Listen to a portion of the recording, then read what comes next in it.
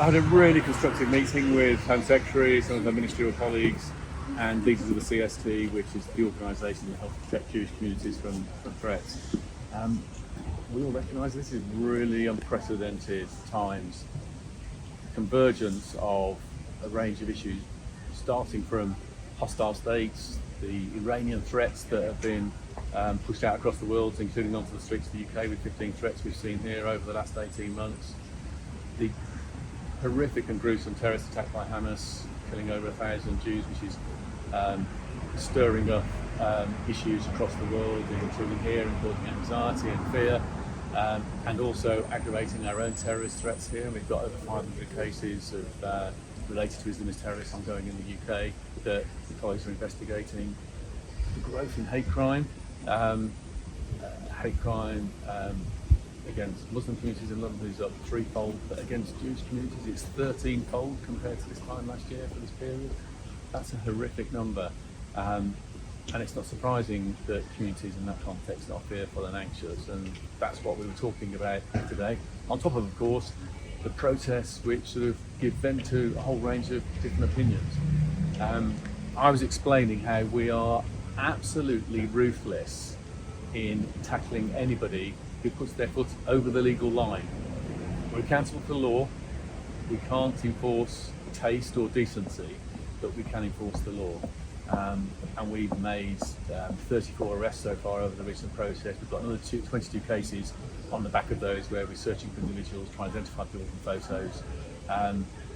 Our counter-terrorism teams have got 150 cases triaged out of the 1,500 referrals, 150 cases of behaviour online, which is a deep concern that we're going after those individuals.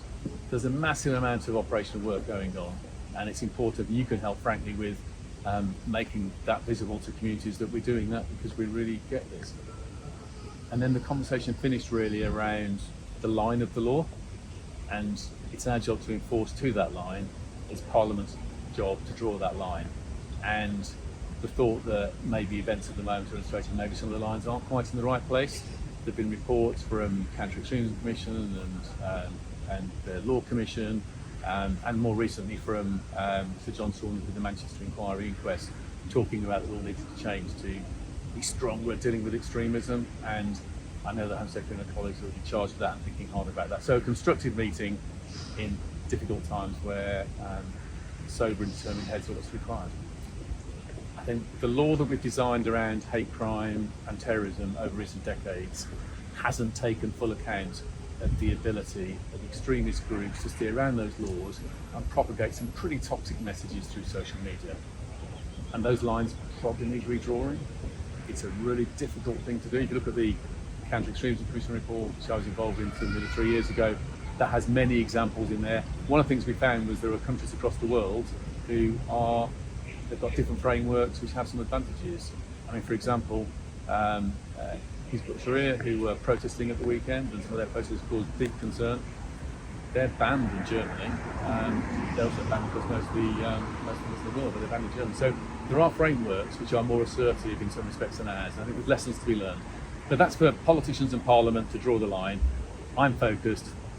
Me and my colleagues will keep being absolutely ruthless on enforcing the letter of the law and putting thousands of extra officers out in communities to reassure people who are understandably fearful given the ghastly events across the world.